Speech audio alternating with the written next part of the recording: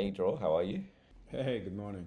Yeah, good morning. Apologies about my voice. We had an event here in Sydney called Inspire, so I'm a bit rusty after a bit of a night. Inspire was an event which brought together 100 odd VCs or 90 plus VCs yesterday, a whole bunch of angel investors, founders, put them all in the room. And yeah, it was really good. We had the Minister for Innovation, Ed Husick, and people at Ryan Olcott talking. Yeah, it was a really good day. In the middle of a lot of the discussions yesterday was AI, investing in AI, and it was central at that. And once again, a big week. I know you're excited about something that you've been talking to me on the side for the last week since Google's I/O event. I'm going to say AI event, AI I/O event. Love to hear what you think about it. There was so much in that, but yeah. I'll share with you some of what I think is going on with what we see from Google. But I do want you to maybe afterwards share more about the event you were in. Yeah, there's a whole heap to cover. But yeah, let's kick off with that because I think that is big news. And I think the previous week we didn't really get to. This is how quick things are moving. The previous week, OpenAI released that 4.0, and we saw some of the stuff they were doing with vision, and I was kind of blown away by that. And then the same, later that week, we have Google doing their thing. So look, let's kick off on that. You want to give a bit of a summary of what you think? Yeah. So look, I watched the. It's part of my effort of learning as much as well as I can for the benefit of the fund and the ecosystem about what's going on. I spent about 3 hours watching Google's keynotes. One they have a keynote for developers and keynote for the general public. Last year we talked about it as well, and there was like a clip that was cutting just the word AI. That how many times they said it in the show. This time they did it to themselves. So at the end of the show they said someone's going to edit this and count how many times we said AI. We asked the Gemini to count it by itself. They gave it the script, and it came up with 120 times. Well, I think they said they were going to do it, and it was 121 at the end. But yes, it was 120 in the main talk, and then 121 when they mentioned it again. Yeah. I think a year ago it was easy to bash Google and say that they were left surprised by the OpenAI, and to an extent it is true. But the mere fact that OpenAI is going to be like maybe the next $1 trillion business that comes out in that age, that is in itself like a testament that there was an oversight in a way, maybe. But look, it's hard to discount Google. They have massive reach. They kind of practically have the most used operating system. Anyway, here's what they couldn't stop talking about AI. Pretty much every product that you think of as related to Google is going to get a Gemini little star, starting from Gmail all the way to the Android operating system. As you use Android, let me share what I think they announced is that they're going to bake the AI into the operating system and they're going to run on device. You've been speaking, credit to you to speaking a lot in this chat with us about the potential of on device. And I was a bit skeptical because it wasn't clear to me what exactly it's going to do on device, but it's getting clear. What it's going to do is pretty much monitor everything you do and try to inference on that and give you basically whatever an LLM can give you.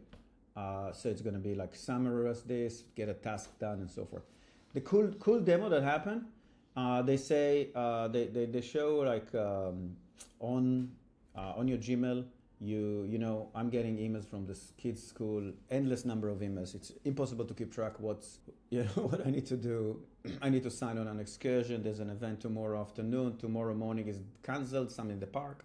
And so it was a really nice demonstration how you ask Gemini to just summarize the current state with the with the school, and it just went through all your emails, and it by itself extracted the things you need to do. And gave it to you as a task list. Do this, this, and this. That was pretty cool.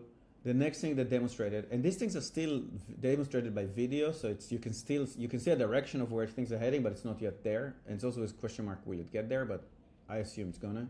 Tedious tasks like extracting all the invoices into a spreadsheet from your inbox. Imagine it will take you hours scanning emails, filter through emails, open each one, upload a PDF, put it into a spreadsheet. They had a demonstration that basically did it all in like literally a second. When you ask it to do something and it does it. and it's actually mind-blowing. The other one is doing tasks for you. So it's like not just reminding you that something is going to you need to do, but do you want me to do that for you? So that's kind of what we're talking about, baking it into the operating system. So let's say it knows that you've got a meeting coming up. It knows based on reading the emails and the chat back and forth on messages or whatnot, because it's baked in the operating system, that the meeting requires you to do X, Y, and Z. It can do some of that for you. So this is the beginning of like the operating system as an agent. That's the big news. So they're really walking forward with like when they say baking the AI into the OS, what they're basically saying, the future of OS is agent driven. And I think it's a massive news. And as you watch this, keynote, you just kind of feel, you can just see startups dying. You can just see like, oh, if someone did that idea, that's gone. If someone did that idea, that's gone. Because they're going to bring it up and they're going to use their massive distribution. Let me summarize. So the thing that's really drove home from watching it is that a founder, and you think about, or an existing company, and you think about how is AI going to change. Here's how you think about it. In the past, Bill Gates said that the two things that ever excited him in computing science was the graphical user interface and natural language understanding. So basically large language models. That is from the guy who kind of invented the modern era, if you want, in terms of computing. Not the only guy, okay. That's profound. So if you think about it as a way to interact with computing, as opposed to, that's the right way to think about it. So think about software. Once upon a time, if I needed to get a computer to do something, I needed to program the computer to do that thing. And I needed to know exactly the command and so forth. And that's keyboard, text-based interfaces. Then was click and drag, that's basically graphical user interface was born. And then since then, all software became basically these machines. Think about it as like a machine that has lots of buttons. You come with the intent and the goal, and you use the buttons of the machine. They can be better, smarter, faster, but your job is to use those buttons. If you're editing a video, if you're composing an email, if you're trying to say, let's do some collect these files, move them to this folder, do a summarize, and so forth. Now you can speak to an agent that can do that for you. So now instead of thinking about the computing as a machine with buttons that I need to operate, we became machine operators, a generation of machine operators. Now you can actually speak to the computer and it understand what you want, and it's able to generate the tasks that it needs to do. And because of the world of APIs, it can basically run the task for you. Okay, so if you have a deep understanding of what that means, then you can start rethink every piece of software, enterprise software, consumer software, and understand that the future is not the past. And that's the biggest challenge and the biggest opportunity right now. Yeah, 100%. I think, what I'm hearing as well is you're saying death of the buttons. There's not going to be any more buttons around because the interface will change. I'm kind of half joking, but half serious as well.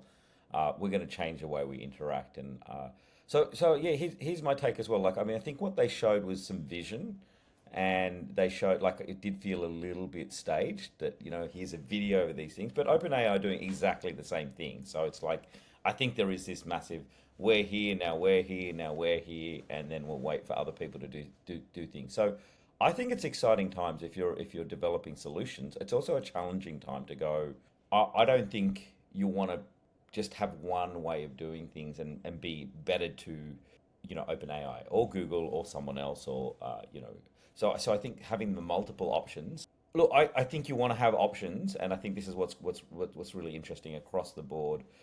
We can do some of these really interesting things with computer vision. I think with just automating a lot of what we're doing. So yeah, I think this age of the agents is coming, and it doesn't matter. Previously we were seeing that with what was happening with OpenAI, but I think Google have done really well to show that's the vision. We actually have I was with some of the Google guys last night at the event that I was at. And yeah, we're going to sit down with them in a couple of weeks and go through how we can help our portfolio companies, how we can look and see how that can be better. So they're really incentivizing. They're also, I think they're providing, $350,000 worth of credit now for startups to really take this on board. And I think with some of these new things that they're having, this will be really exciting for startups to also try that, because I think up until now they've been there, but I think this is going to really accelerate, people adopting it. But I think some of this I want to get my hands on and actually use it and see how useful it is. And so I think we still are at this stage where people it's not going to be perfect. And I think that was one of the discussions I had as well is I think they've struggled with either being too slow or rushing things and then having controversy with what they've deployed out. And so it'll be interesting to see this time. Oh, you mean Google? Google, yeah, when they had the Look, listen, it's a public company and it's a huge company, so everybody's going to have an opinion. The bottom line of it is the thing that if you think about it from Wall Street perspective, how is the stock going to perform? Then you have to think about where's the revenue of Google coming from and are they cannibalizing that revenue stream? And the answer is that the revenue is coming from the ads that the ads that you see while you browse the web. And if the foundation of the web is going to evolve and change such that you're less browsing and more getting the answer you need, then there's going to be less ads. So the onus is on them to invent that's why they have to charge ahead and say, no, we're going to invent the way this is going to work in such a way that we're not going to cannibalize our revenue stream. And that's why I would, not rush to right now to buy new, maybe hold on it, or buy new stock, but maybe hold on it. If you don't think of it from a perspective of don't worry about the financial performance, think about like the future of the web and the future of computing. I think Google is a formidable player and it's not to be dismissed. So, they have like legions of engineers out there and they're very developer oriented and they have the biggest install base of any operating system, right? Android. So, and they're going to bake it AI into Android. So, you tell me. Yeah, no, I agree. Look, one of our discussions yesterday was around investing in AI and going, well, where, where are we going? Because I think this is the challenge that, not just we have, but everyone is around. Where do we want to put our money? And I think obviously the incumbents, people that control the workflows, was a big discussion that we had. So if you own the workflow, i.e., whether it be search or whether it be your email or you're in the best position to really embed AI into that. And so I think that's what's going to make it harder for some of the startups now that we're playing on the in some of the areas that they're going to cover. So I think this is the challenging thing for startups, that you're going to have to really focus on a real niche and have certain data that you can use or a certain process that isn't just general, because I think the big guys are going to take that on.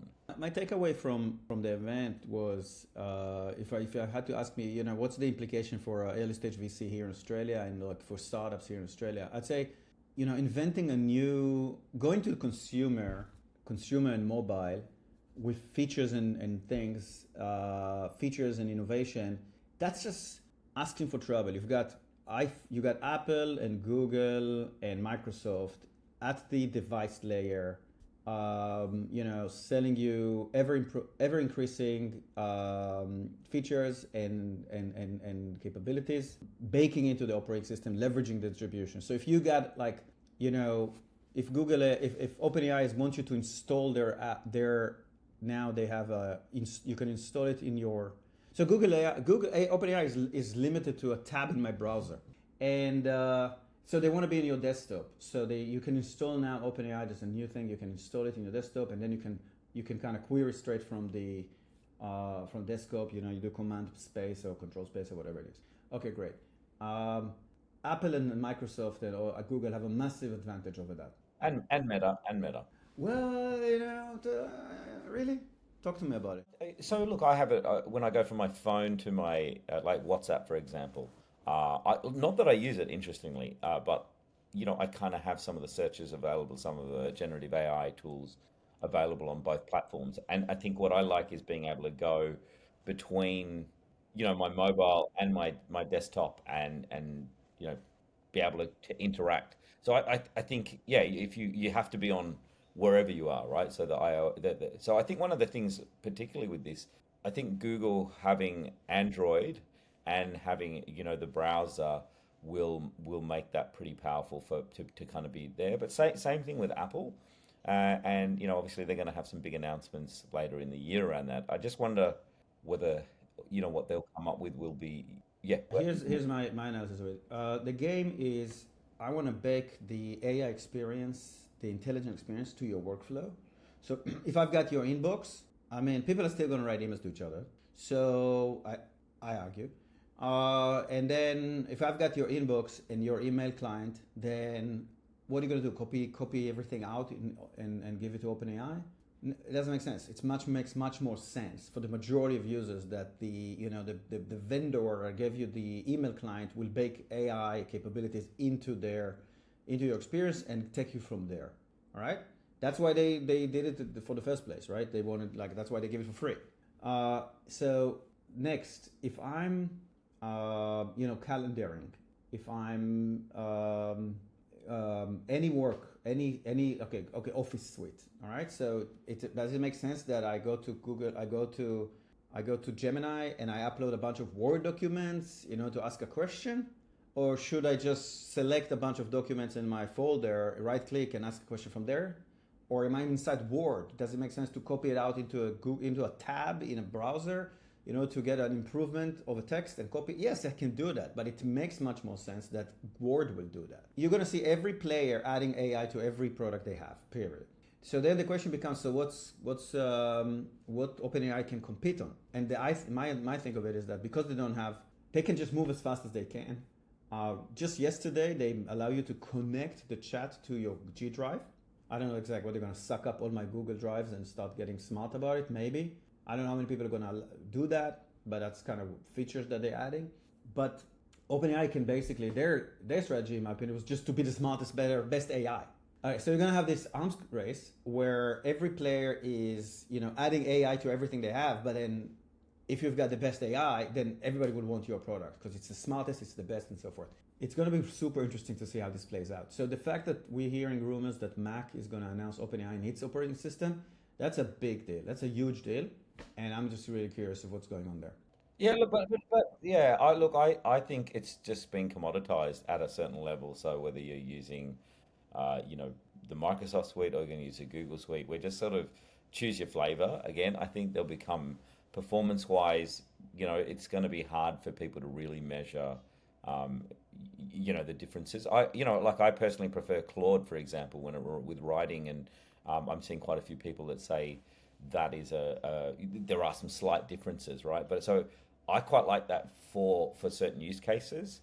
But I think for most people, they'll just use. People are pretty lazy, right? If you're using the Office suite, you'll just use that. So I think it's going to be commoditized, but I don't think. I think the big thing here is the big players are the ones that are going to have it at that level, and we need to find companies that are innovating not in that space. And I think that's the new. But I think it is that new interface is where the opportunities are. Developing things a new way, or a process that is very unique or a unique use case. I think is where it's got to be. I would say that tip for startup founders and who do we want to talk to. So first, we like to talk if you have a cool idea and come and talk to us. But I would say that in terms of where the opportunities are, think about B2B SaaS, and a B2B SaaS opportunity can be described as let's sell a browser-based software to some businesses that will make their life marginally better and save them a bit of money, make them more efficient, make them easier to be compliant, make them easier to get their work done and whatever. Now, that universe is a massive universe. Okay, the universe of people of consumer products, that's kind of super dominated by the big players, right? So think about Apple, Meta, Google, Microsoft. The universe of software for any enterprise, sure, the big players are there, but that's also the area where, at least historically, Australian companies were pretty successful. And that is where I would go and say, let's look. Remember that Airtree did this 100 million startups that are over 100 million over the years. They made a list of all the startups in Australia that are over 100. Think about each one of them. Think about systematically, which one, what's the reason why their business is successful? And you will find at some level that it's because it was easy to deploy. It's B2B SaaS. They made a user interface that's useful. They found a niche, a product, a problem that solves something. Look at that opportunity and think, okay, what's that going to be like? What's that opportunity? What's that problem going to look like in the age of agents, AI agents? And then what's the solution to that problem would look like? And then you've got an opportunity for a startup. Yeah, well, but I'll give you the example. I had two meetings in the previous week, which were around AI agents doing some of the tasks that Google have now announced they'll be able to do. So, Wait. Was that a B2B SaaS, or for which what type of opportunity? Like, so agents doing certain administrative tasks. So being an agent that'll go out and help you, curate your inbox. That becomes not a thing, or you have to do it in a really specific way for a specific industry or something like that. correct. So, well, that's what we talked about, like legal tech, accounting tech, whatever. Like, Yeah. like specific sub segments of the market that have a bespoke problem that merits a bespoke solution that it can't but just be solved by, Google adding Gemini to Gmail. But look, there was another point I think this week, particularly around EU and this sort of AI Act. I don't know if you've seen that, but the European Council have given this sort of green light to have this AI Act, and so really putting things into three risk categories that they're calling it. So you can have an unacceptable risk. So it's where in AI systems, things like social scoring, exploiting vulnerabilities, they'll be banned. And then you'll have high risk AI systems, so things used in critical infrastructure, education, law enforcement, and so forth. So they must meet, they're saying they need to have these stringent requirements. And then you have these low risk ones, which are sort of where just notifying individuals, when AI is, we're interacting with AI. So I think it's interesting that they're getting this out there now, and EU are ahead or behind. I don't know how you want to view it, but they're really, it's a lot stricter in the EU. It always has been, particularly around data. I think, when people are developing solutions, this needs to be a big consideration if they want to go global with what they're doing. Do they have to comply with that first and then develop things? But there's a whole range of things in there, around this. But what's your sort of take on, is this going to stifle innovation? Is it mean that EU is going to be behind on AI, or what do you sort of think? And Yes and yes. okay, what about then if we were contrasting what's happening in different parts of the world? So if we were to talk about the US, EU, and then China, for example, where do you think the innovation is going to happen then? Historically, innovation always happened in free societies with less regulation and less government oversight. So there's a reason why America is an innovation superpower. So if you're looking at what's happening in the world right now, it's all centered in Silicon Valley. There's just, you can hope that one day Australia would be as big as that, but it won't. It won't be. You don't have trillion-dollar businesses of tech, coming out of Sydney. You've got the sales offices. So I'm 100% bullish that America is taking this by and far. European have got, is European really innovative? It's a market. It's a good market to sell to. Well, but is it, if you look at this AI Act that they're talking about, if you look at the penalties, so if you're non-compliant, you can get fines of up to 35 million euros. Yeah, but if I'm Apple or Microsoft, I don't really care about that. I'm able to hire a team of 100 lawyers to make sure that I'm compliant. So what they do is they make it impossible for small players to act, and then they just make more. It's easier to compete for the big guys. So so it's less innovation and less competition, but in theory it's also safer. So hopefully they get the mix right. Giving everyone the keys to the nuclear bombs is not smart. So the alternative is a monopoly of nuclear arms. That's a problem in itself, but which one is the lesser evil? So I haven't read the act. I'm generally pro intelligent regulation. The problem is that intelligent regulation is pretty hard. It's a bit like a unicorn. It's hard to find. It doesn't exist. Yeah. Have you seen that OpenAI has lost their chief scientist? Yeah, I mean, there's a bit going on, isn't there? Like, do you know much about what's going on there? I mean, he was kind of, that was on the cards for a while, I think. The rumors was that since the coup that was unsuccessful, he wasn't in the office. So, I mean, that just tell you that shit went down. And I think what happened there is that what we've seen is, as cliche as it sounds, we've seen the idealistic, non-profit, safety-oriented organization that they thought they were become overtaken by commercial interests. And that's kind of what happened when you raise tens of billions of dollars. I mean, sorry for the what did you think it's going to happen? I mean, you raise money from investors, not from charity and governments. So basically, I think there was another head of super alignment, which is the alignment research, also quit. He says that they are busy doing shiny products and not researching alignment and existential risk. Well, we'll see that might flow into that whole legislation. You know, we're talking about that EU legislation that may come back and bite them. You know, that they're focusing on all of that and not looking at some of those other aspects. I think the other controversial thing with OpenAI this week, I don't know if you saw the Scarlett Johansson stuff with a voice, and she was saying her voice was being used. I'm not sure it's her voice. I did kind of listen. There's I think if you listen to the two and maybe we can give it a little sample of that. I'm not sure it was exactly her. It's like, how come you get like the really interesting like existential question and I get the like rabbit food question? Well. Just when I thought things couldn't get any more interesting, talking to another AI that can see the world. It felt like the voice of her in her. I did quite like the voice. I think she could probably answer much. It's got a good...